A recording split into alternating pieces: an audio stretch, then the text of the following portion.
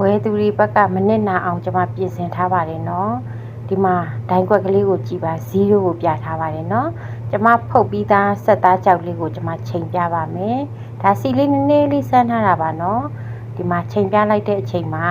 အတင်စားလေးဆိုတော့ဒီမှာ30သားတော့မရှိဘူးရှင့်30သားမရှိဘူးเนาะကျမတို့အစိမ်းကို30သားကို1000ဝယ်ရတယ်ပဲထောင်းတော့ဒီလိုမျိုးပြုတ်ပြီးသားအစင်တစ်လေးပြုတ်ပြီးသားထောင်းပြီးသား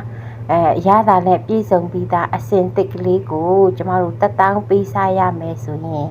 တန်နေမယ်လို့ကျမကတော့မျှော်လင့်ပါတယ်เนาะကျမစားသုံးသူတွေမနစ်နာအောင်ကျမလှုပ်ထားပြီးတာပါ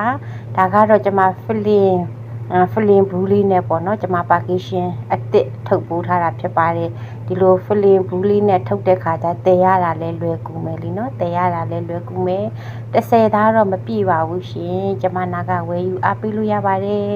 ကျေးဇူးအများကြီးတင်ပါတယ်နော်